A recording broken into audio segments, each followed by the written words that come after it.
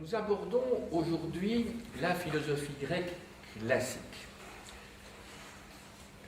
Il y a 15 jours, pour être précis, donc avant le congé de carnaval, j'avais étudié avec vous les origines de la philosophie grecque, à savoir ceux que l'on appelle traditionnellement les pré-socratiques, ou que l'on appelle aussi les physiologues pour la première des trois écoles, les pythagoriciens pour la deuxième école, et enfin pour la troisième école, les Zéléates.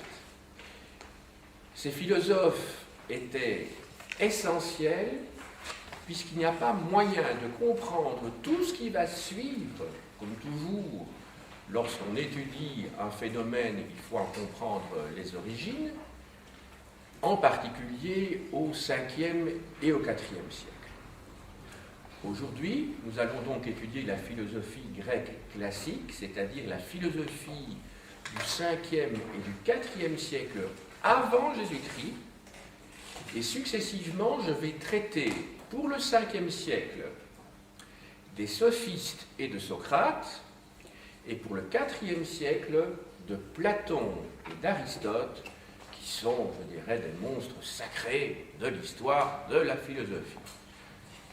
Je crois qu'il n'est pas possible, même quand on n'a jamais fait de philosophie, de ne pas avoir entendu, à un moment donné, le nom de Socrate, de Platon et d'Aristote. Je commence donc par le 5e siècle, avec les sophistes, et ensuite Socrate. Alors, les sophistes sont à l'origine de la première grande crise de la philosophie grecque. On va voir pourquoi. Alors, qui sont les sophistes? Professionnellement parlant, ce sont des professeurs. Donc, ils exercent le même métier que moi, et que vous plus tard.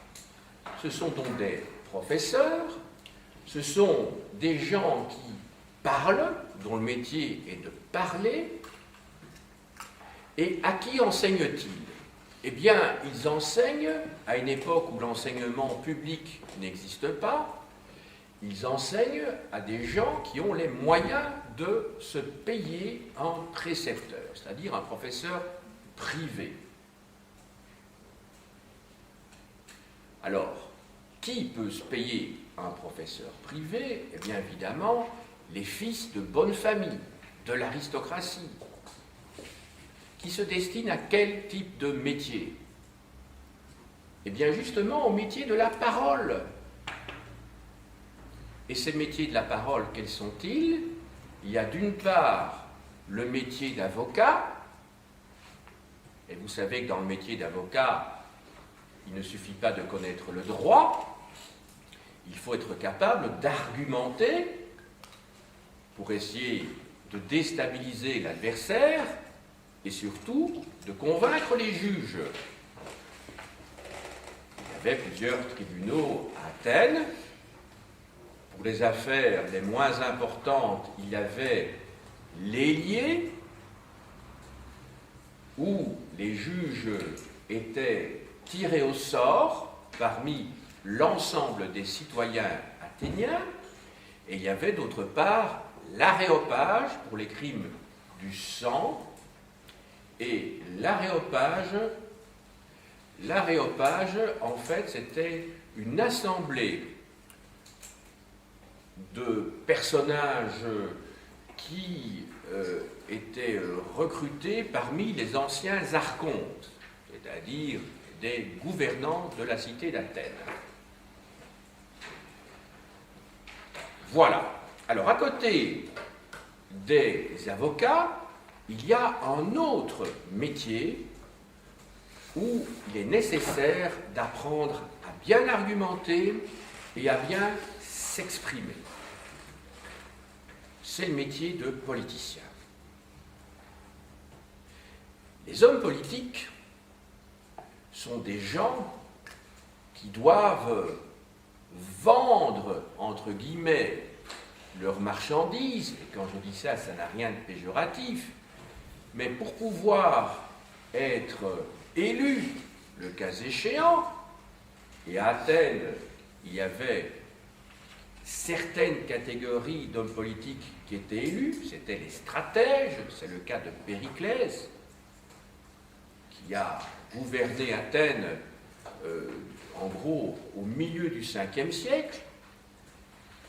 Pour le reste, il y avait peu de politiciens ou de fonctions qui nécessitaient une élection, puisque à Athènes, les fonctions, les personnages qui devaient exercer des fonctions étaient tirés au sort, puisqu'il y avait égalité parfaite entre tous les citoyens.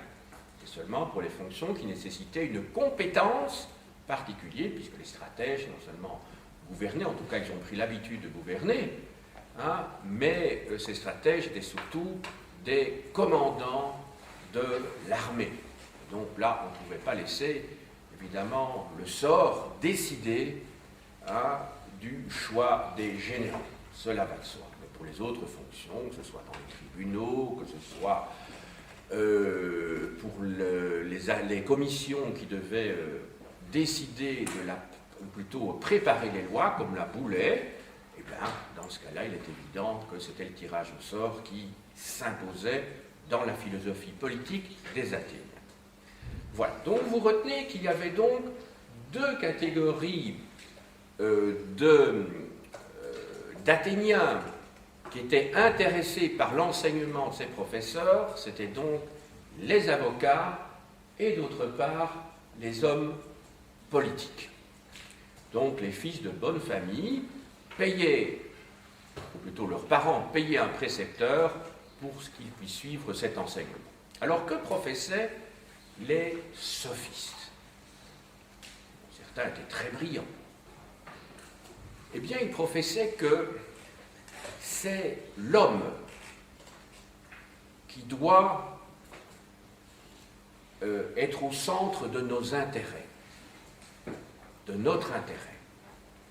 Vous vous souvenez que les présocratiques s'intéressaient essentiellement au problème de l'origine de l'univers, plus exactement, quelle était la matière et la forme qui se trouvait à l'origine de tout ce qui nous entoure, alors que chez les sophistes, on se rend compte que l'essentiel, c'est qu'il y a un sujet. Alors souvenez-vous, ce que j'ai pu vous dire dans la leçon d'introduction, le sujet, c'est celui qui se trouve en face de l'objet. Et je dis bien en face de, puisque je vous avais expliqué que objet, ça vient d'un mot latin, ob, qui veut dire en face de, et je vous avais même dit que, comment dirais-je, l'allemand a traduit même littéralement objet, puisque c'est der Gegenstand, et Gegen, c'est en face de, contre. Donc c'est la traduction littérale de objet. Alors le sujet, lui, c'est celui qui pose devant l'objet. C'est celui qui se pose des questions. Et les sophistes expliquent, à juste titre, c'est une grande révolution, que quand vous dites qu'une chose est belle, qu'une chose est bonne, ou qu'une chose est vraie, eh bien c'est le sujet qui pose la vérité, la bonté, la beauté. Qui vous dit que cette chose est vraiment vraie? Qui vous dit que cette chose est vraiment bonne ou que cette chose est vraiment belle? C'est un sujet qui affirme quelque chose. Donc, plutôt que de se poser la question si les choses sont belles, bonnes ou vraies, il faut s'interroger sur celui qui affirme, sur le locuteur, sur celui qui s'exprime, autrement dit, sur celui qui pense.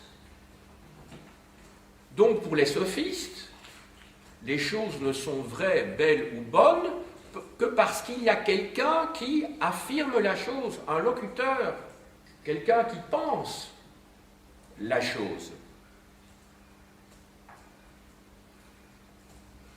Alors vous vous rendez bien compte l'intérêt que de futurs avocats, que des politiciens peuvent tirer de cette considération. C'est que pour pouvoir être un bon avocat, il n'est pas tellement important de savoir si ce que l'on dit est vrai.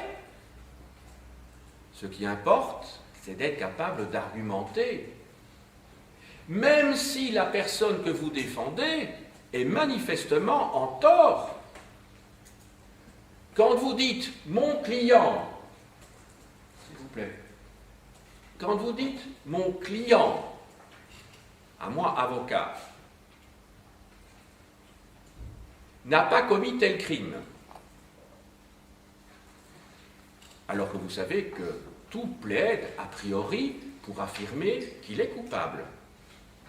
Eh bien, vous devez essayer de convaincre les juges grâce à des arguments du type « il n'y a pas de preuves matérielles, il n'y a pas eu des témoins, ou s'il y a des témoins, ils viennent avec des arguments contradictoires, parce que 3 témoins disent des choses qui ne vont pas dans le même sens. » Eh bien, il s'agit donc pour l'avocat, même si la chose est fausse, d'arriver à convaincre les juges que ce qu'il dit, lui, est vrai.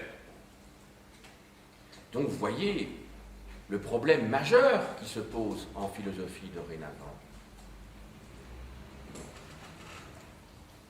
Alors, parmi ces sophistes, on trouve des gens comme Gorgias, comme Protagoras. Et vous voyez en quoi cela va poser un problème majeur. Parce que la vérité existe-t-elle? La bonté existe-t-elle? La beauté existe-t-elle en tant que telle? Je dis bien en tant que telle. Est-ce que tout n'est pas subjectif? Puisque chacun d'entre nous peut porter un regard différent sur les choses qui nous entourent. Et donc chacun d'entre nous peut avoir sa vision de la vérité. Donc la vérité peut être multiple. Et d'ailleurs, vous savez très bien que pour telle personne, eh bien, vous allez, je ne sais pas, pour tel homme, telle fille est jolie, alors que pour tel autre, elle ne l'est qu'à moitié, ou peut-être pas du tout. Donc ça relativise, et vice-versa, hein, si je ne veux pas me placer d'un point de vue machiste, bien entendu, pour les filles, pour les femmes, c'est exactement la même chose qui se produit. Donc, il est très clair qu'aux yeux des sophistes, la beauté, la bonté, la vérité n'existent pas en soi. Je dis bien en soi, retenez ce mot en soi, parce que l'être en soi, ça va être un gros problème de la philosophie, en particulier au XXe siècle, hein, avec la phénoménologie chez Edmund Husserl, et puis alors bien sûr hein, chez Martin Heidegger, qu'on étudiera plus tard. Mais on peut remonter déjà surtout à Emmanuel Kant à la fin du XVIIIe siècle. Bon. Alors, maintenant, je vais passer à un deuxième grand philosophe qui s'appelle Socrate. Alors, Socrate, lui, Socrate, c'est avant tout un sage. C'était quelqu'un qui s'intéresse à la morale, à l'éthique. Et donc, il essaye de formuler des règles de morale. Et je vous ai dit que la science de la morale, c'est ce qu'on appelle l'éthique. Les deux mots ne sont pas synonymes. Alors, pour Socrate, les sophistes, ce sont les ennemis absolus. Parce que Socrate, lui, veut montrer que la beauté, la bonté, la vérité existent en tant que telles, et ne sont pas, comment dirais-je, le résultat d'un regard particulier qui peut être posé par le ou les sujets. Donc le combat de Socrate contre les sophistes, à cette époque-là, est de remettre en cause cette subjectivité. Pour lui, le bien, le vrai, le beau objectivement existe. Objectivement. Quand je dis objectivement, ça veut dire que en face de vous, ils sont bien là. Ob, en latin, je vous ai dit, ça veut dire en face de. Je vous ai parlé en allemand, Gegenstand, ce qui est posé, ce qui est là, mais contre, en face de vous. Hein, si je parle en français allemand, c'est parce que je sais qu'il y a un certain nombre de germanistes parmi vous. Hein, donc j'essaie toujours d'accrocher mon auditoire en fonction des intérêts des étudiants qui appartiennent à différentes sections. On a parlé des mathématiques la semaine passée, on avait parlé un peu de physique avant, donc vous voyez, j'essaye chaque fois de lier mon propos à vos centres d'intérêt dans les disciplines respectives que vous étudiez ici, à l'école normale. Alors, donc pour Socrate, la vérité existe, la beauté existe, la bonté existe vraiment, objectivement. Et donc, je répète, parce que ça vaut la peine de taper sur le clou, je répète ce que je disais il y a quelques instants, elles existent indépendamment du regard du sujet ou de ce que peut en dire le sujet. Donc vous voyez, il prend le contre-pied des sophistes. Et donc, l'objet, ici sans jeu de mots, de la réflexion de Socrate et de son enseignement, parce que c'était aussi un enseignant, sauf que lui n'enseignait pas, je dirais comme les sophistes, pour se faire de l'argent, c'était un sage plutôt, eh bien, c'est de conduire les citoyens athéniens à la vertu. Parce que vous voyez très bien que le subjectivisme des sophistes peut conduire finalement à la disparition de toute morale, à un moment donné, puisque le bon n'existe pas, puisque le vrai n'existe pas, ben, tout est permis. Pourquoi on s'interdirait de faire une chose, puisque de toute façon ce qui nous est interdit n'est rien d'autre que le résultat de ce que pense quelqu'un qui n'a peut-être pas la vérité, puisque la vérité n'existe pas. On est bien d'accord. Tandis que lui, il dit non, puisque la vérité existe. Le juste existe également. Et donc on ne peut pas faire n'importe quoi. Le bien et le mal existent objectivement, contrairement à ce que laissent entendre les sophistes. Donc c'est très important du point de vue de l'histoire de l'éthique, de l'histoire de la morale, parce que ça aurait pu conduire finalement à la corruption généralisée. Pourquoi respecter des règles? Pourquoi respecter les lois de la cité? Puisque de toute façon, elles nous sont imposées par des gens qui ont leur vision des choses et qui finalement ne pensent peut-être qu'à une chose, c'est défendre leurs intérêts, et pas défendre les intérêts de tout le monde. Entendu? Ou que tout simplement, c'est ce qu'on appellerait maintenant, depuis Marx, l'idéologie dominante. Les gens croient vraiment que c'est vrai, même s'ils n'appartiennent pas aux classes dirigeantes ou dominantes, simplement parce que depuis leur petite enfance, on leur a bourré le crâne, à l'école ou ailleurs, avec des idées qui ne correspondent pas, en fait, à la réalité. Voilà. Alors, Socrate lui-même va avoir des problèmes. Il s'est fait beaucoup d'ennemis. Et en 399, donc au début du IVe siècle avant Jésus-Christ, il va être condamné à boire la ciguë, c'est un poison, assez lent d'ailleurs, pour avoir essayé de corrompre la jeunesse. Donc vous voyez, on lui a renvoyé, comme dans une partie de tennis, la balle. Il était condamné pour impiété. Alors l'impiété, c'est quoi? Eh bien l'impiété, c'est le fait de ne pas être pieux par définition, c'est-à-dire de ne pas respecter les dieux de la cité. Or, Socrate n'est pas quelqu'un qui n'est pas pieux, simplement, Socrate, dont on n'a gardé aucun écrit et qu'on ne connaît que par son disciple Platon, dont je vais vous parler tout à l'heure, eh bien, Socrate essayait de faire réfléchir ses étudiants, son auditoire, qu'il rencontrait dans la rue. C'est un petit peu une philosophie de... C'est presque des cafés philo qui sont à la mode depuis quelques années. Eh bien, Socrate, il essayait simplement de convaincre, alors je vais vous expliquer comment, de faire réfléchir son auditoire à partir de situations qui étaient celles de la cité.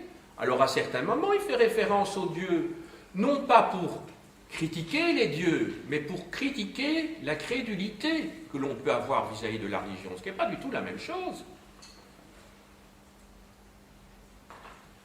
Il dit, mais ça n'a pas de sens, toutes ces superstitions vis-à-vis des dieux, c'est pas pour autant qu'il remet en question les dieux eux-mêmes. Il se fait que Socrate vivait à une époque où régnait l'épuration. En effet, Socrate enseigne à l'époque de la guerre du Péloponnèse, qui est une guerre qui oppose Sparte et Athènes. Finalement, Athènes est défaite, Sparte gagne et installe des tyrans, des 30 tyrans, ce qu'on appelle les 30 tyrans, autrement dit une oligarchie, un régime de type aristocratique, proche des Spartiates, on pourrait dire que ce sont des collabos des Spartiates, à la fin donc, du 5e siècle avant Jésus-Christ, et après le départ, après que ces tyrans, ceux qu'on appelle les tyrans dans la tradition, qui sont donc des oligarques, aient été chassés, il y a à Athènes une vague d'épuration, comme il y en a eu en 1944-45 en France, en Belgique, en Allemagne. En Allemagne, on a essayé de dénazifier l'Allemagne, pas tout à fait, parce qu'on sait qu'un certain nombre de nazis ont été récupérés par les Américains et par les Russes, bien entendu, comme espions ou parce qu'ils étaient particulièrement compétents. Mais en Belgique et en France, il y a eu l'épuration des intellectuels. Donc, les journalistes, les écrivains qui, pendant la guerre, avaient publié des articles favorables aux Allemands, eh bien, ils sont passés devant les tribunaux et ils ont été condamnés à la prison, voire certains ont été fusillés. Pensez en France, parmi les gens qui ont vécu l'épuration, il y a par exemple Céline, le grand écrivain français, Céline, et puis il y avait eu d'autres collaborateurs comme de La Rochelle, Robert Brasillac, etc.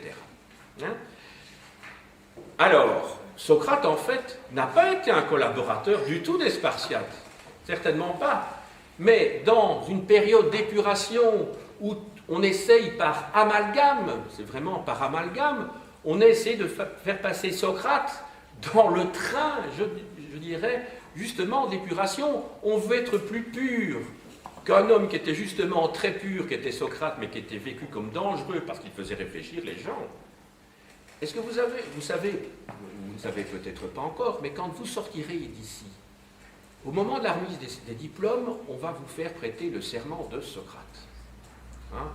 Alors, c'est un serment, je dirais, qui est une pâle copie, je dirais, enfin qui se veut très généreuse et très noble, du serment d'Hippocrate, que prêtent les médecins quand ils sortent de la faculté de médecine, et les médecins, eux, ils jurent d'aider, de soigner toute personne, même si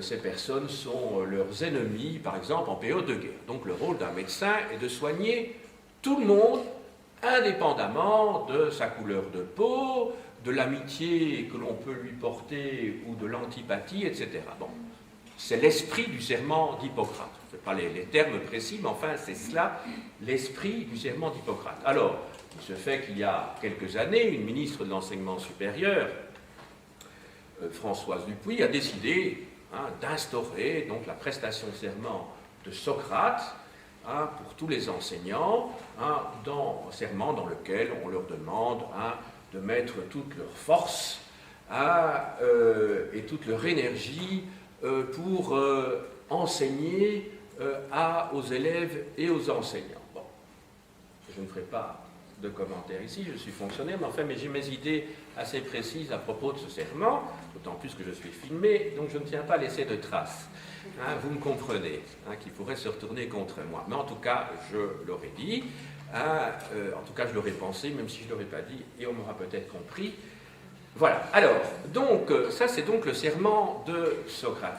Mais Socrate, c'était effectivement quelqu'un qui voulait que les gens se posent des questions. Ils ne soient pas des ânes qui répètent ce qu'on leur a dit sans réfléchir vraiment et sans comprendre ce qu'on leur a dit. Je vous ai dit, il s'oppose aux sophistes également. Et c'est pour ça qu'on l'a accusé du crime d'impiété, parce qu'il menaçait, je dirais, l'establishment. Vous voyez, il menaçait la classe politique, parce que quand vous formez les gens à se poser des questions, mais peut-être ils peuvent devenir dérangeants. Donc le rôle des enseignants, moi c'est ce que j'essaie d'apprendre à mes étudiants en histoire, c'est d'avoir un regard critique. Et peut-être qu'à partir du moment où vous faites un peu de critique philosophique ou de critique littéraire ou critique, peu importe, critique philosophique ou autre, ou sociologique, vous n'allez peut-être pas regarder les informations à la télévision de la même manière. Vous allez peut-être ne pas être, comment dirais-je, complètement drogué par la publicité, par la propagande, par ce que peuvent raconter certains hommes politiques. Vous allez vous poser des questions et vous allez en tirer la conclusion qui sera la vôtre, mais vous pourrez juger de manière indépendante et non pas suivre comme des gallinacés, comme des poules, la masse des gens qui se rendent vers les bureaux de vote. Vous poserez d'abord des questions avant. Voilà. Alors, on va passer maintenant aux deux grands auteurs que je vous ai annoncés tout à l'heure, à savoir Platon et Aristote. Alors, je commence tout d'abord par Platon. Alors, Platon a vécu entre 425 et 348 avant Jésus-Christ. C'est un aristocrate. C'est un aristocrate. C'est un Athénien qui appartient vraiment à la couche supérieure de la population athénienne. Et Platon va édifier un système que l'on appelle l'idéalisme. Alors Platon lui-même a un tempérament mystique, c'est un idéaliste au sens premier du terme, sans aucun doute. Il est influencé par toutes les écoles philosophiques qui l'ont précédé, et je reviendrai là-dessus dans la conclusion sur Platon. Et Platon va écrire pendant sa vie des dialogues. Alors, entendons-nous bien. Dans la plupart des dialogues de Platon, il ne s'agit pas véritablement d'un échange entre le maître et ses disciples. Les disciples apparaissent essentiellement comme des faire-valoir de la pensée du maître, pour lui permettre de progresser dans son argumentation, dans sa pensée. Tout à l'heure, je vais vous lire un passage très célèbre de la République, du livre 7 de la République de Platon, qu'on appelle le mythe de la caverne, et vous allez voir que Platon, qui met en scène son maître Socrate, comme dans la plupart de ses dialogues, il ne se met pas en scène lui-même, mais il met en scène Socrate, eh bien, Platon, quand il fait intervenir un disciple, eh bien, en général, il a droit à une réplique très très courte d'une phrase, alors que Platon, lui, s'exprime sur plusieurs pages. Donc vous voyez très bien, il s'agit d'un enseignement franchement magistral, et on ne veut pas parler d'interaction. Donc quand on parle des dialogues de Platon, très clairement, il s'agit d'un enseignement ex cathedra. C'est tout à fait clair. Alors, ce que je ne vous avais pas dit, c'est que Socrate fonctionne par dialogue, mais que tout ce que l'on sait de Socrate, ou en tout cas en grande partie, à part des critiques comme Aristophane qui présente Socrate comme un sophiste qu'il n'est pas, Aristophane c'est un dramaturge, auteur de comédie, un petit peu l'ancêtre de Molière si vous voulez, eh bien, Socrate nous est essentiellement connu par Platon, hein, puisqu'il est constamment mis en scène, hein, par Platon. Et Socrate, c'est ça que je ne vous ai pas dit, voulait faire accoucher véritablement ses interlocuteurs pour essayer de leur montrer qu'ils possèdent la vérité avec un grand V, la vérité objective, en eux-mêmes, mais qu'ils n'en sont pas conscients.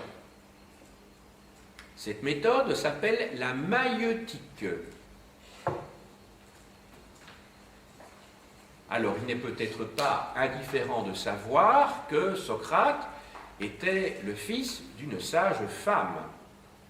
Vous voyez tout de suite le passage entre le métier de sa mère et d'autre part la pratique philosophique que lui utilise pour faire découvrir par ses interlocuteurs la vérité.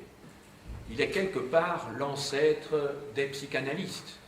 Vous savez que les psychanalystes, peut-être certains se sont déjà couchés chez un divan psychanalyste, ici je n'en sais rien, je crois que ça coûte assez cher, ou si un jour se coucheront sur un divan de psychanalyste, mais quand vous êtes chez un psychanalyste, et je reviendrai sur le sujet quand on étudiera Freud plus tard, eh bien, vous parlez, vous faites des associations d'idées, et le rôle du psychanalyste n'est pas de vous donner la réponse, parce que ça n'aurait aucun intérêt, ce serait une vérité venant de l'extérieur, et donc elle ne serait pas comprise, je dirais, par le patient, mais le rôle du psychanalyste est de vous amener à trouver le problème qui se trouve en vous.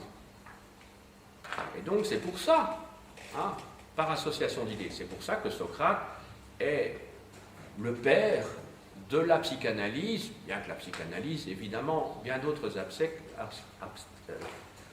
j'ai fait un beau lapsus, tiens, justement, en parlant de Freud maintenant, hein. Voilà, j'ai parlé, vous avez remarqué le lapsus que j'ai fait? Qu'est-ce que j'ai fait comme lapsus? J'ai parlé d'abcès. C'est intéressant aussi, hein, enfin, ça me concerne moi. Bon, alors je reprends. Oui, je voulais dire aspect, j'ai dit abcès. C'est intéressant parce que, vous savez, c'est pas par hasard qu'on fait des lapsus. Hein. C'est qu'ils interviennent toujours dans une association d'idées et ils sont toujours révélateurs de votre propre inconscient. Enfin, ça me concerne moi, ça ne vous concerne pas vous, donc je ferai l'analyse de mon lapsus après mon cours. Voilà. Alors, je reviens à Platon. Platon donc met en scène, dans le cadre de dialogue, Socrate, son maître, et il va publier comme ça de nombreux dialogues. Je vais vous en montrer un certain nombre que j'ai dans ma bibliothèque. Il y a tout d'abord le banquet de Platon. Hein, le banquet. Il y a ensuite, ça c'est en livre de poche, vous avez Phèdre, hein, où il est question de la transmigration des âmes. Vous avez l'apologie de Socrate. Alors dans l'apologie de Socrate, Platon met en scène justement la mort de Socrate, la mort de son maître, qui est une mort tout à fait admirable, parce que Socrate ne se révolte pas contre les lois de la cité et accepte la décision, bien qu'elle soit injuste. Et il dit très clairement que c'est justement par sa mort qu'il restera dans l'histoire, alors que s'il s'y était opposé, ben finalement, il aurait été un banal révolté. Hein? Voilà. Alors, je vous signale aussi, parce que ça a été publié par le journal Le Soir, en collaboration avec les éditions Flammarion, hein, à la fin, enfin les 6 derniers mois de l'année passée, ont été publiés donc une collection s'intitulant Les grands philosophes, et dans cette collection-là, vous avez justement un volume consacré à Platon, dans lequel vous trouvez le banquet, Phèdre et l'apologie de Socrate que je viens de vous montrer. Alors, de Platon toujours, il y a 2 volumes des lois chez Garnier-Flammarion. Alors, en Garnier-Flammarion, qui est, vous savez, une édition peu chère, hein, facile d'accès, aisément maniable également. Vous avez ici un volume, vous avez entre autres choses le Protagoras et le Ménon. Un autre, vous avez Gorgias, parce que Platon met en scène les sophistes dont je vous ai parlé tout à l'heure, Gorgias et Protagoras. Un autre où il y a plusieurs dialogues, dont le Timée. Encore un autre où vous avez l'Hippias mineur. Et enfin un autre où vous avez les lettres.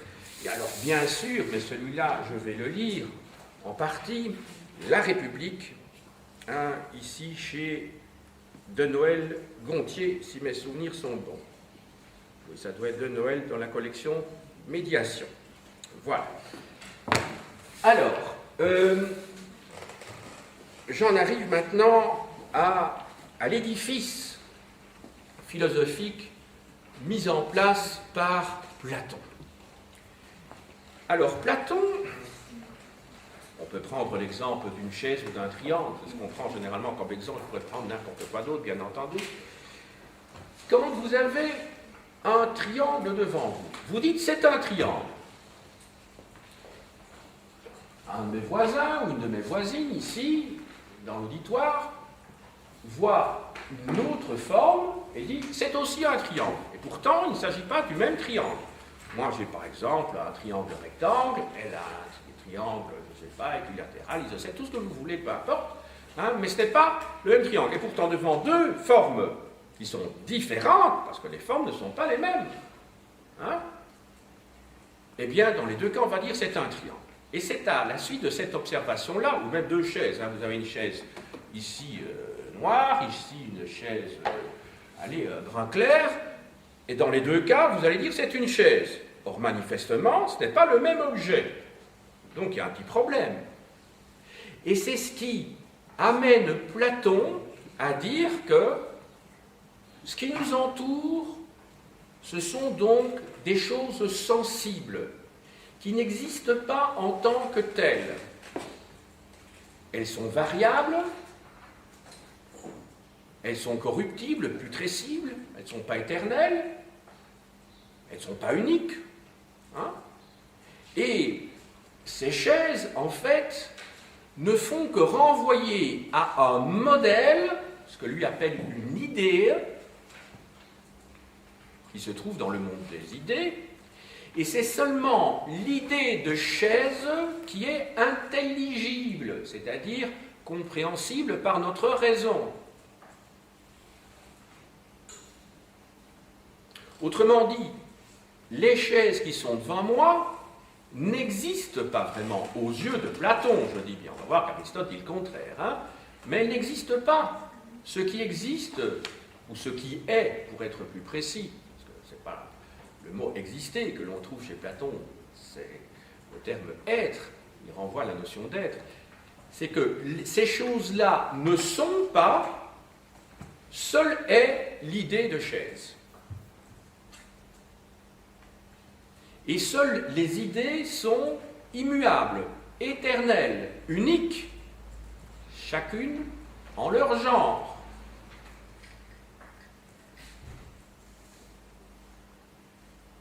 Tout le reste n'est qu'illusion. Nous vivons dans une illusion perpétuelle. Le vrai monde, le monde qui est, il n'est pas ici. Il est ailleurs. Alors, pour essayer de se faire comprendre par son public, son auditoire, Platon utilise un mythe qui est très connu, qui est le mythe de la caverne. Alors, le mythe de la caverne se trouve dans le livre 7 de la République. Je vais vous lire un extrait assez long, mais je vous lirai peu d'extraits en général dans mon cours, mais il faut absolument que je vous lise le mythe de la caverne parce que c'est, je dirais, le mythe fondateur de la philosophie. Ça fait partie de la culture générale, hein, de toute façon. Hein. Tout le monde doit avoir entendu à un moment donné parler du mythe de la caverne, d'autant plus qu'il est très pédagogique. Il est très pédagogique, c'est très facile à comprendre. Je vous lis donc ce long passage et vous allez voir comme quoi c'est très clair. Et ça résume la théorie des idées de Platon. Alors, donc j'utilise l'édition que je vous ai mentionnée tout à l'heure. Hein, c'est la traduction d'Émile Chambry dans la meilleure traduction en français qui existe, du grec bien entendu, puisque c'était publié aux éditions des Belles Lettres. Hein, c'est la fameuse collection Guillaume Budet, et ceci c'est donc une édition grand public. Donc c'est un dialogue qui met en scène d'une part Socrate, en fait Socrate, derrière Socrate se cache Platon, bien entendu, et d'autre part un de ses élèves qui s'appelle Glaucon. Et vous allez voir que Glaucon n'est qu'un simple faire-valoir, un petit peu comme au cirque. Hein, vous avez le clown Auguste, hein, le clown blanc, et puis alors il y a le vrai clown, hein, celui qui fait rire tout le monde et qui fait les bêtises. Hein. Maintenant, repris-je, représente-toi notre nature, selon qu'elle est ou qu'elle n'est pas éclairée par l'éducation d'après le tableau que voici. Figure-toi des hommes dans une demeure souterraine en forme de caverne, dont l'entrée, ouverte à la lumière, s'étend sur toute la longueur de la façade. Ils sont là, depuis leur enfance, les jambes et le cou pris dans des chaînes, en sorte qu'ils ne peuvent bouger de place, ni voir ailleurs que devant eux. Car les liens les empêchent de tourner la tête.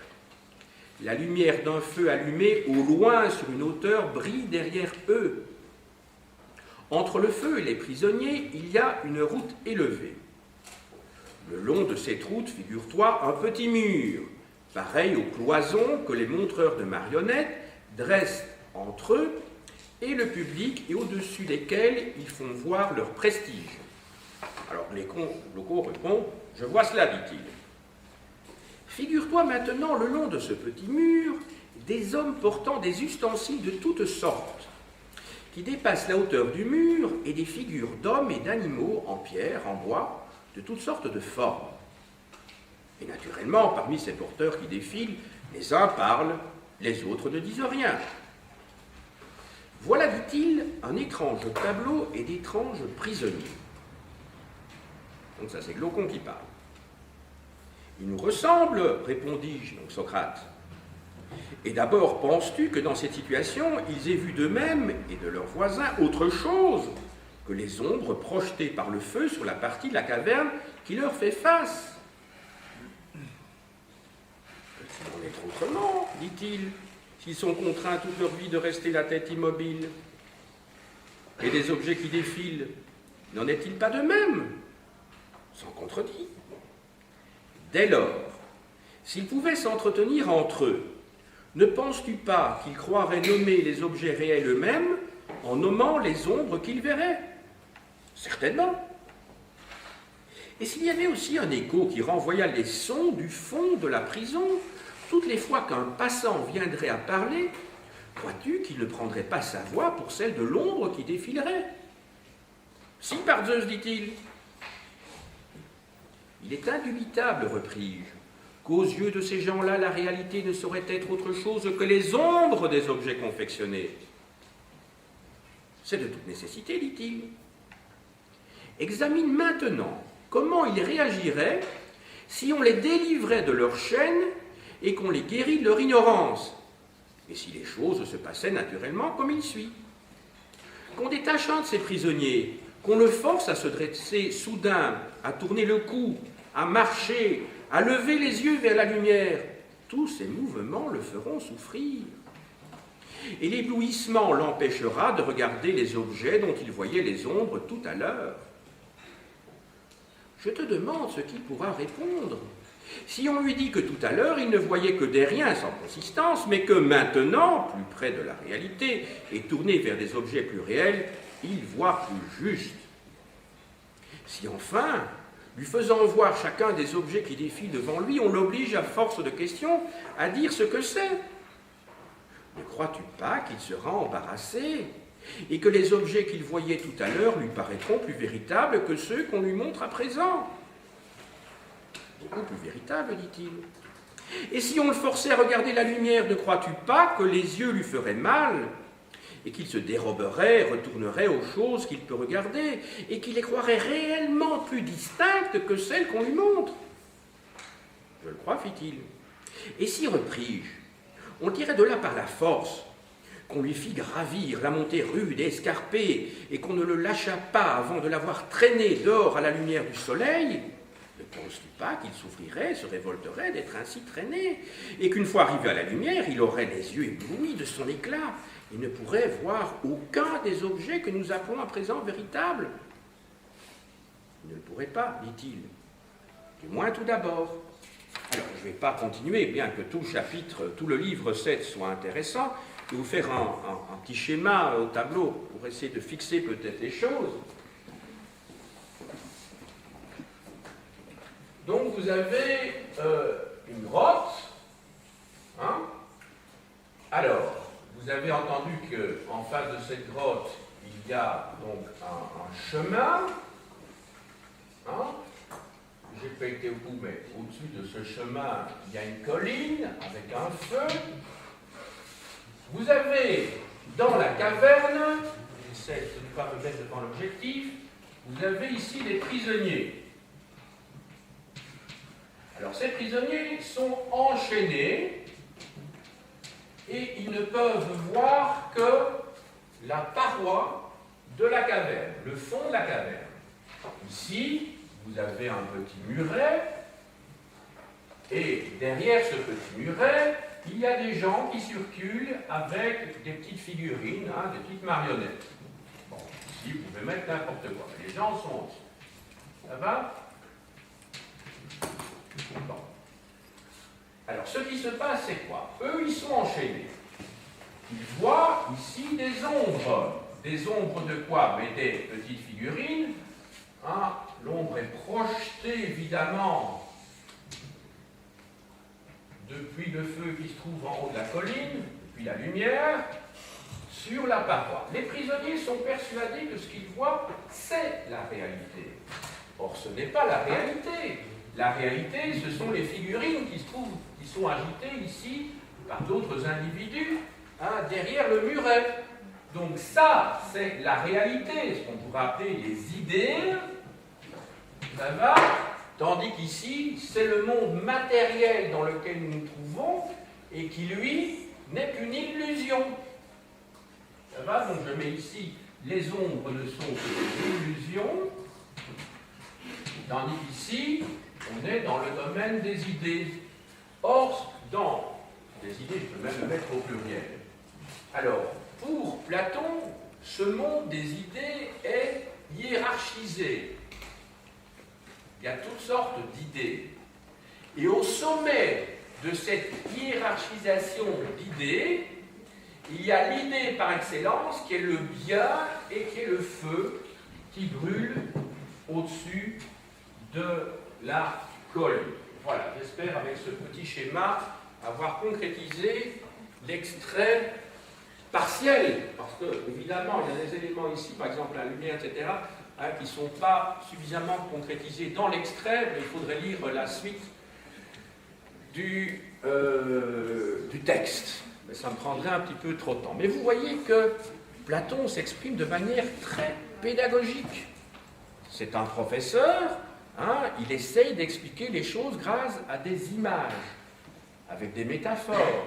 Et donc c'est le rôle des enseignants d'essayer de faire comprendre des choses qui sont parfois un peu abstraites, par des choses concrètes. Alors c'est évidemment paradoxal, puisque Platon a pour théorie l'idéalisme, d'expliquer les choses concrètement. Mais non, justement, il essaie de bien faire comprendre des choses. Donc pour lui, le monde concret dans lequel nous vivons, le monde matériel, n'est rien d'autre qu'une illusion. Le vrai monde, c'est le monde des idées. Alors, vous savez les ravages que ça va faire par la suite.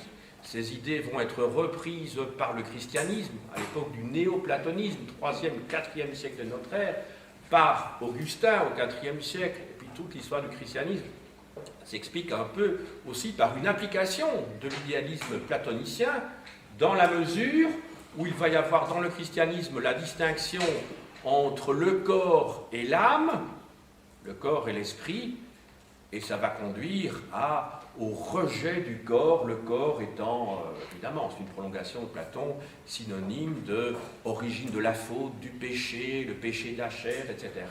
Et seule l'âme doit s'élever jusqu'à Dieu. Voilà. Donc ça, c'est l'utilisation que le christianisme, via le néoplatonisme du IIIe siècle, en particulier avec Plotin, que je ne pourrai pas étudier avec vous cette année, ça va conduire, hélas, et à des névroses, et à conduire des gens sur le divan des psychanalystes. Voilà, c'est un raccourci un peu rapide de l'histoire de l'humanité, mais enfin, j'ai essayé de passer à l'essentiel. Alors, Platon, maintenant, vous avez compris en gros quel est son système. Maintenant, on va voir l'application. Alors, Platon, je vous ai dit, croit à l'existence d'un monde matériel et d'un monde idéal. Alors, l'être humain, et j'ai annoncé mon propos il y a quelques instants, l'être humain appartient aux deux mondes, parce qu'il a un corps et parce qu'il a une âme.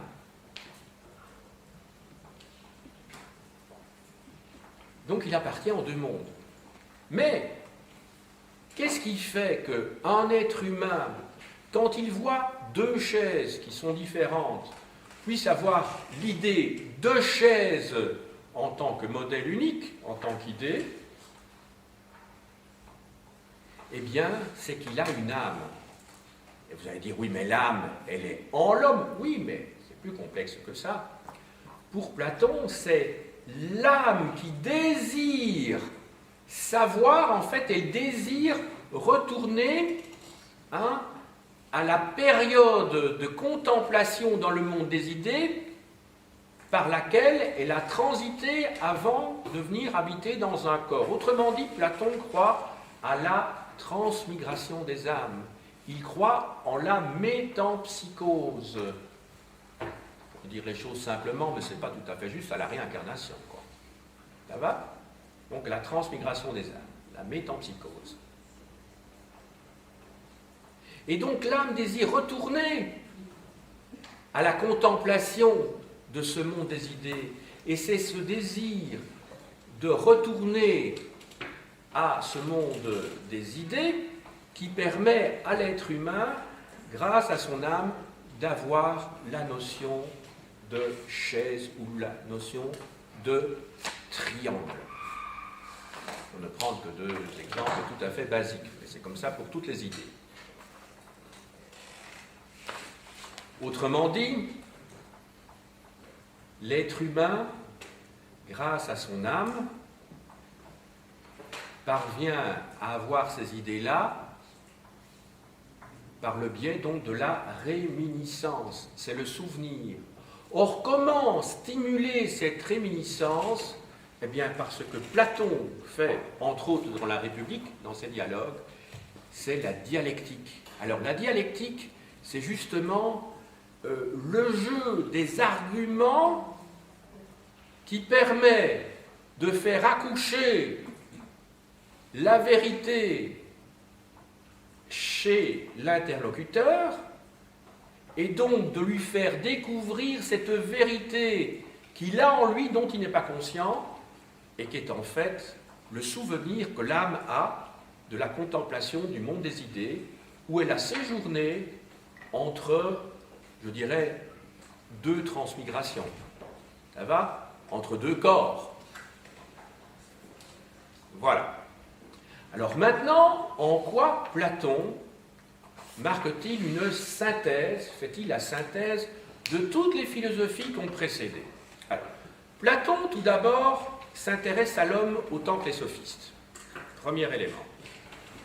Mais, il croit en l'existence objective du bien et de la vérité, ce qui nous ramène à Socrate. Ensuite, quand on voit les caractéristiques du monde matériel et du monde idéal, on va voir tout d'abord que le monde matériel, ça vous renvoie à quoi? Ben, ça vous renvoie à, vous n'avez pas d'idée? Le monde corruptible, etc. Ben, ça vous renvoie en tout cas hein, aux, comment dirais-je, aux physiologues, aux ioniens.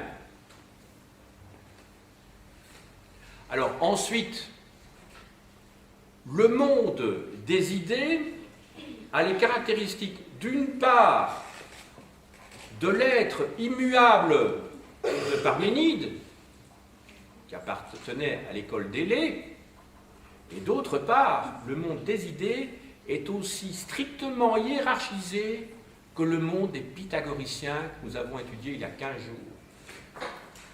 Vous vous souvenez de Pythagore et de son univers hiérarchisé? Nous passons maintenant à Aristote. Aristote a vécu du début du IVe siècle avant Jésus-Christ jusqu'en 322, donc un an après la mort d'Alexandre le Grand, dont il était le précepteur. Alors, comme pour tous les philosophes, en tout cas ceux pour lesquels on a beaucoup d'informations, on divise sa vie en plusieurs périodes. Moi, je ne vais pas rentrer dans ces distinctions, ça ne me semble pas nécessaire dans le cadre de ce cours-ci. Sachez qu'Aristote a écrit de très nombreux ouvrages. Hein. Il écrit sous forme de dialogue un ouvrage qui s'intitule « Autour de la philosophie », qui est en fait une critique de la théorie platonicienne des idées. Et pour le reste, il écrit des ouvrages didactiques. Alors en effet, Aristote est un savant, mais je dirais c'est un savant dans le sens que c'est un homme de science. Aristote, à l'inverse de Platon, a une démarche empirique. Autrement dit, il cherche à classer les phénomènes après les avoir observés. Alors, Aristote a écrit des ouvrages, je vous en montre quelques-uns ici. Il écrit, c'est sans doute son ouvrage le plus célèbre, l'Éthique de Nicomaque, que vous trouverez souvent sous le titre l'Éthique à Nicomaque, chez Garnier-Flammarion. Il a écrit également, alors là un ouvrage de base évidemment, La métaphysique, alors là c'est en presse pocket, dans la collection Agora. Alors la métaphysique, je vous ai expliqué ce que c'est l'étude de l'être en tant qu'être, et non pas l'étude de l'être en tant qu'étant. Non pas les apparences de l'être, sous sa forme phénoménale, hein, mais ce qu'est l'être en soi. Alors, il écrit des leçons de physique, parce qu'effectivement, c'est un homme de science, hein, donc il est dans la prolongation des physiologues des Ioniens. Il s'intéresse à l'origine de l'univers. Il faut savoir que Aristote s'est intéressé à la biologie, en particulier au problème des générations d'êtres. Alors, Aristote a écrit également les politiques. Il s'est beaucoup intéressé, par exemple, aux constitutions des différentes cités grecques. Et c'est ainsi que vous avez, par exemple, il a travaillé sur les constitutions de toute une série de cités, et j'ai apporté ici dans la collection des belles lettres, la collection Guillaume Budet, justement, sa constitution d'Athènes, qui est assez, comment dirais-je, illustrative de sa manière de procéder. Alors, un petit ouvrage qui ne coûte pas cher du tout, c'est dans la collection Mille et une nuits, ça coûte 2,30 €. Hein, vous pouvez vous payer Aristote, hein, la poétique, pour ceux qui font des études de littérature, et il y en a quand même quelques-uns ici, que ce soit des gens qui travaillent sur la langue française ou sur les langues germaniques. Hein, c'est très intéressant de lire cet ouvrage. Cet ouvrage a servi de base, je dirais, pendant tout le Moyen-Âge, même la Renaissance, jusqu'au XVIIIe siècle, a été très longuement commenté. Voilà. Alors, maintenant, on va étudier le système d'Aristote lui-même. Alors, le système d'Aristote, on l'appelle donc l'aristotélisme. Il y a un autre terme que l'on utilise également pour définir le système d'Aristote, c'est le péripathétisme. Alors, en effet, Aristote donnait cours en marchant sous des colonnades à Athènes, et vous savez que en Grèce, il fait très chaud et le ciel est souvent très bleu, ce qui est très agréable quand on est touriste, mais en été, et assez tôt d'ailleurs, à la fin du printemps jusqu'au mois de septembre-octobre, hein, le soleil tape très fort, et c'est ce qui explique ces portiques, ces colonnades. Hein, vous en avez ici à l'école normale, hein, quand vous rentrez, quand vous venez du parking, hein, vous avez justement tout un portique. Vous aviez ça à Athènes et à Rome, hein, pour se protéger du soleil. À l'école normale, on ne sait pas très bien à quoi ça sert, mais bon, parce qu'il pleut tout le temps. Oui, ça se protège de la pluie. Voilà, je cherchais, j'ai trouvé. Comme Archimède, un Eureka. Donc, en fait, vous avez des colonnades, et c'est sous ces colonnades, on pensait ici à l'école normale, hein, il se promenait avec ses disciples, donc sous ces portiques, pour diffuser son enseignement. Alors vous allez dire, mais pourquoi, quel est le rapport avec péripathéticien? Mais oui, péri en grec, ça veut dire autour, et pathéticien, pathéticien, ça vient d'un mot grec, d'un verbe qui veut dire se promener. Donc péripathéticien, ça veut dire celui qui se promène autour. Il se fait que le terme a été utilisé de manière savante pour désigner un phénomène peut-être plus courant et que l'on trouve toujours à notre époque, qui existait certainement à cette époque-là aussi, pour désigner les prostituées. On dit des péripathéticiennes, comme vous savez, mais c'est un mot très savant pour évoquer une réalité assez triviale. Ça va? Voilà. Alors, Aristote va remettre en cause complètement le système de Platon, qui était son maître. Platon, il avait suivi les cours de Platon dans son école qui était l'Académie. Alors vous savez qu'à l'heure actuelle, on trouve le mot Académie, pas seulement pour des grandes institutions savantes, comme l'Académie française, mais aussi pour désigner des écoles où on apprend la peinture, la sculpture ou la musique. Eh bien, ça vient de cette époque-là, hein, parce que c'est assez prestigieux d'utiliser le nom de l'école de Platon. Et pourquoi on parle d'académie pour Platon? Tout simplement parce qu'il enseignait dans les jardins d'Académos, qui était un quartier d'Athènes, tout simplement. Voilà, il ne faut pas chercher plus loin, Académos. Alors, Aristote, lui, va créer sa propre école, après avoir quitté celle de Platon, qui est le lycée. Alors là aussi, ça vous dit quelque chose. Ben oui, on a utilisé de nouveau un terme remontant à l'Antiquité grecque pour désigner des établissements d'enseignement secondaire, en France, en Belgique en particulier. Donc ça vient tout simplement, alors pourquoi le lycée? Ben parce que c'était le quartier du Lycéum, tout simplement. Il ne faut pas chercher plus loin. Voilà. En Allemagne, on utilise le terme gymnase, mais ça vient aussi de l'Antiquité grecque, sauf que gymnase, ça veut dire l'endroit où on faisait du sport tout nu. Parce que gymnase, ça vient d'un mot grec qui veut dire nu, tout simplement. Pourtant, dans les gymnases en Allemagne, je ne crois pas qu'on suive des cours tout nus, mais en tout cas, c'est l'étymologie du terme gymnase. Voilà.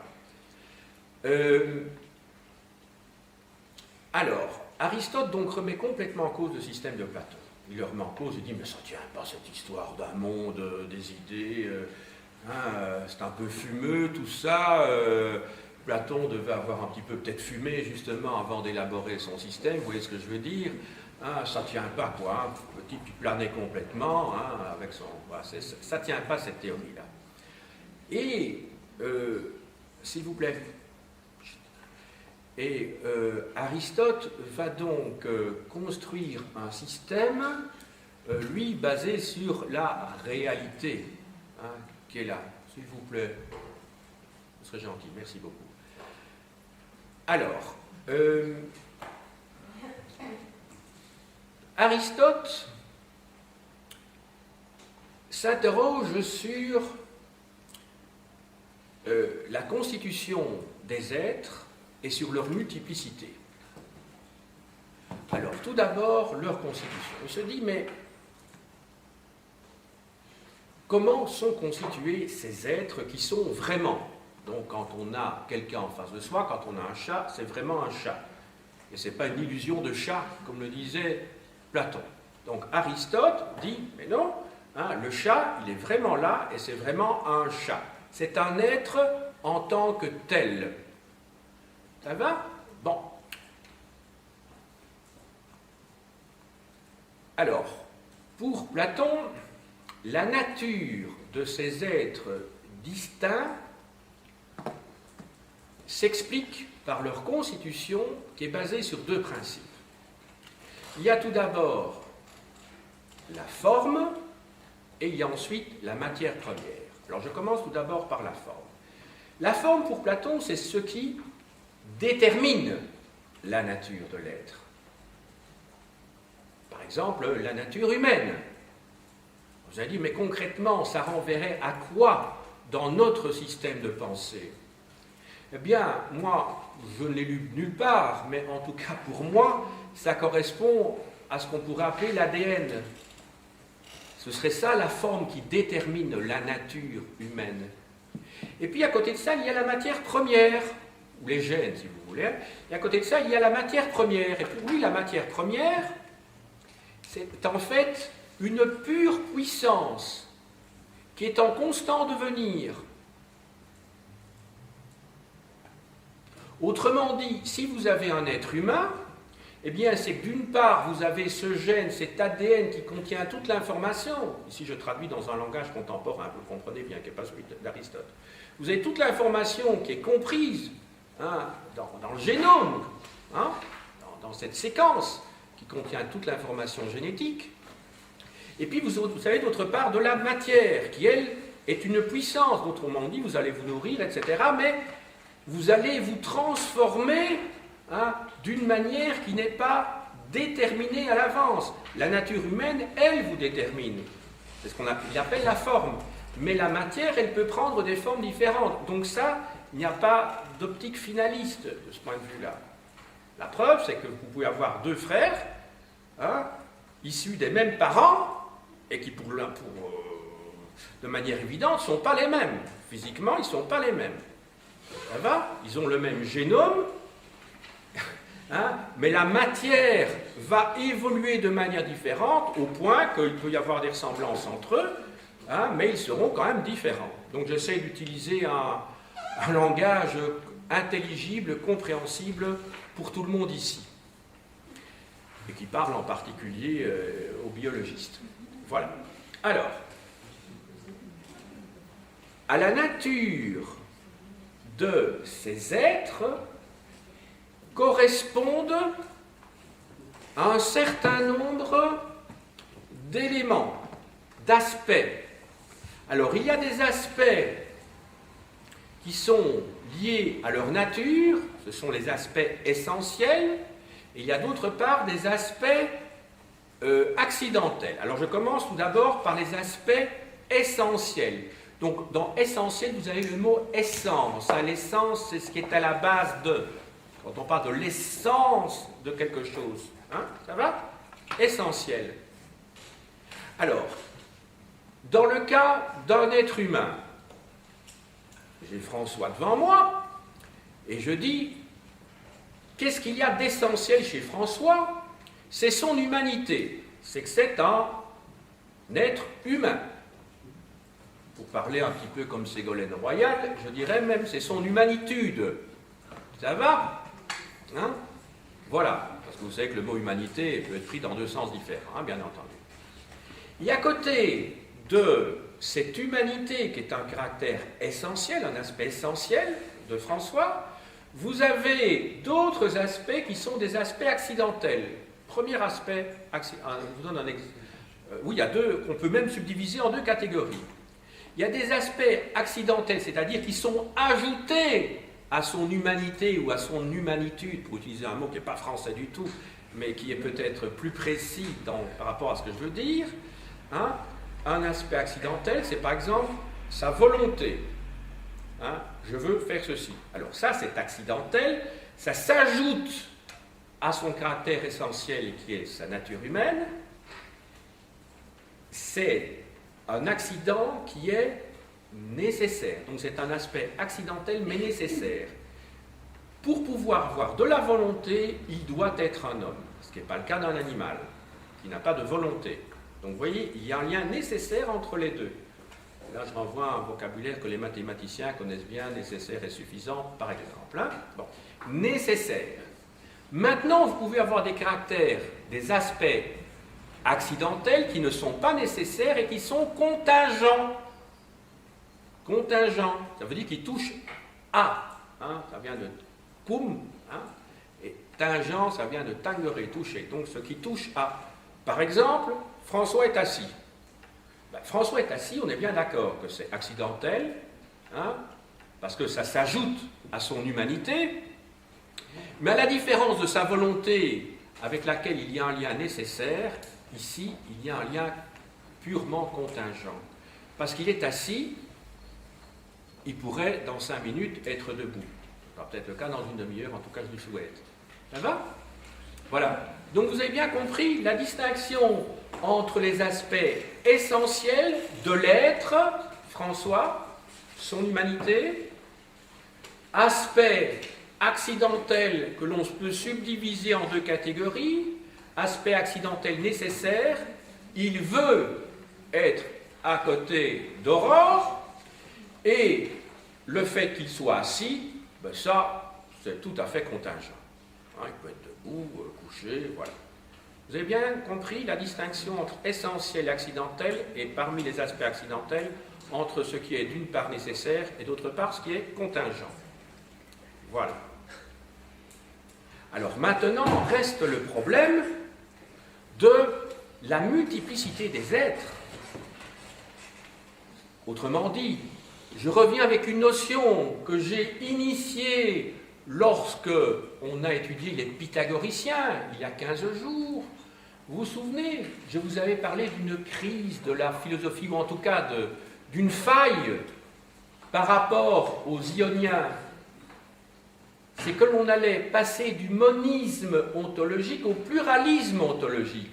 Le monisme ontologique, c'est en fait l'idée que tous les êtres, ou plutôt, pas tous les êtres, tout ce qui constitue l'univers, c'est en fait le même être. Ça va? C'est l'eau, le feu, enfin tout ce que vous pouvez, l'air. Hein, on avait étudié ça chez différents penseurs, Thalès, Anaximandre, Anaximène, et Héraclite. Vous vous souvenez? Et alors, la démonstration que je vous avais faite, c'était partir vous vous souvenez du théorème de Pythagore, hein, vous vous souvenez, selon lequel la somme des carrés de 2 côtés d'un triangle rectangle correspond donc au carré de l'hypoténuse. Et donc, en fait, à partir de là, on avait vu que si l'on prenait ce segment de droite de l'hypoténuse qui mesurait, il mesurait soit 5 plus 5, soit moins 5, parce que quand on passait du carré qui était 25, on pouvait en tirer 2 racines différentes. Vous vous souvenez de ça? Et je vous avais dit qu'à partir de ce moment-là, puisque pour les pythagoriciens, les nombres ne sont pas des symboles, mais sont la réalité même des choses, autrement dit, les nombres appartiennent à l'être, sont l'être, eh bien, on passait, il y avait le risque, c'est ce qui va se passer, de passer du monisme ontologique, c'est-à-dire de l'idée que l'être est unique, au pluralisme ontologique, c'est-à-dire que les êtres sont multiples et sont distincts. Donc, pour Aristote, il y a vraiment plusieurs catégories d'êtres, vraiment distincts. On n'est pas du tout comme chez Parménide, où l'être est unique, immuable, éternel. Vous vous souvenez de tout ça, hein? Voilà.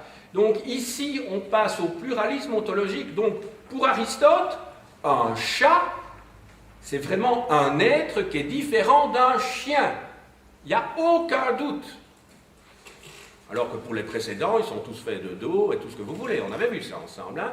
Donc ce sont deux êtres différents. Alors maintenant, comment comprendre, hein, d'une part, qu'il y a multiplicité, et comment comprendre, hein, que la multiplicité puisse se transmettre et se démultiplier, et comment dirais-je, que l'être puisse se démultiplier. Quand vous avez un être humain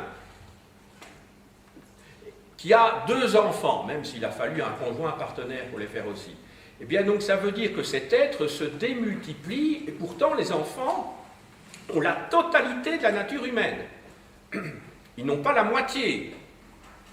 Ils sont des êtres humains à part entière. Eh bien il explique ça par le fait que la forme, et souvenez-vous ce que c'était la forme c'est ce qui détermine la nature.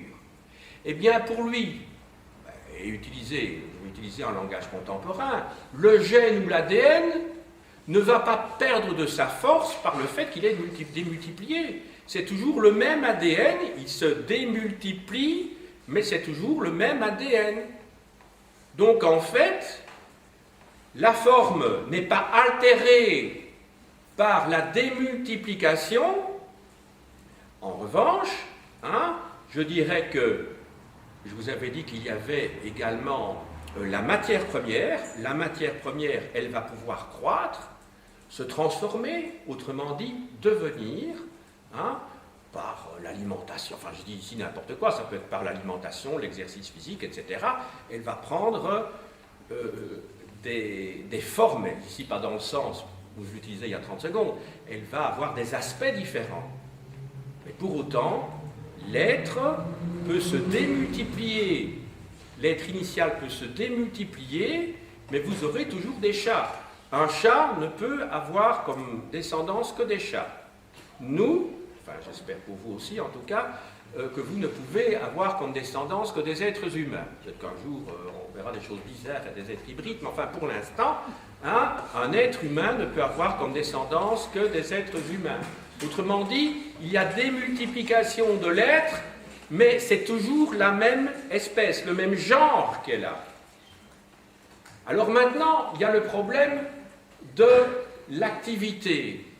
Alors l'activité, elle est liée à la nature qui est la vôtre. Vous vous souvenez, j'ai parlé de François tout à l'heure.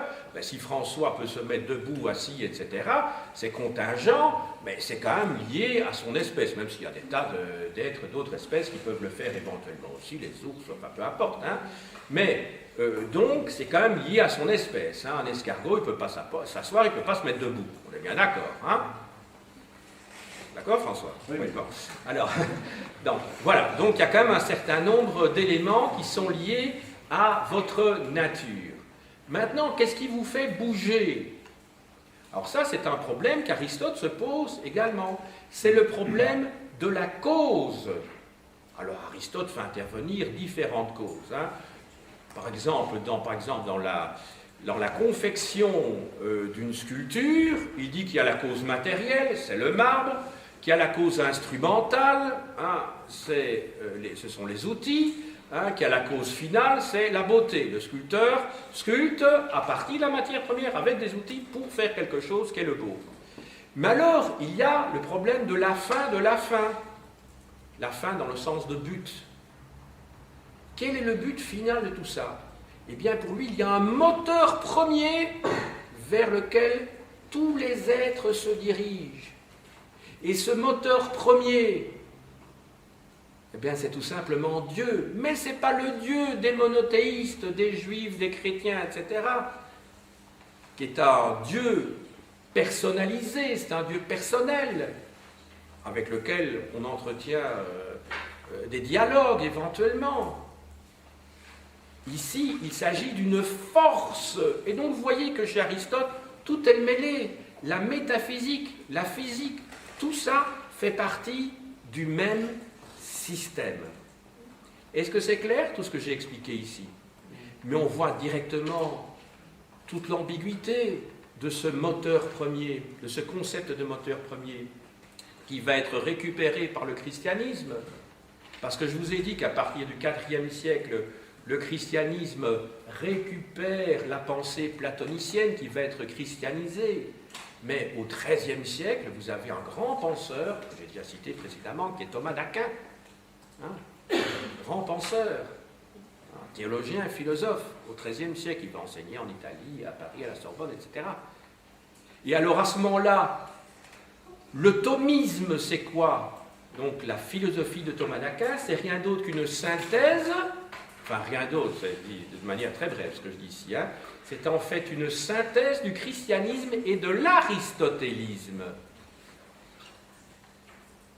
Et à ce moment-là, le moteur premier, c'est Dieu, d'accord, mais c'est le Dieu personnel des chrétiens. Donc vous voyez comment une philosophie, un système, peut phagocyter un autre et en produire quelque chose d'assez différent. Voilà. Alors il me reste maintenant à vous présenter quelques ouvrages. Alors, tout d'abord, dans l'ordre des thèmes que j'ai traités aujourd'hui, le procès de Socrate de Claude Mossé, 399 avant Jésus-Christ, aux éditions Complexes. Pour aborder la philosophie, c'est l'histoire, mais en même temps, vous voyez un petit peu ce qu'est ce procès d'un intellectuel il y a de ça 2400 ans.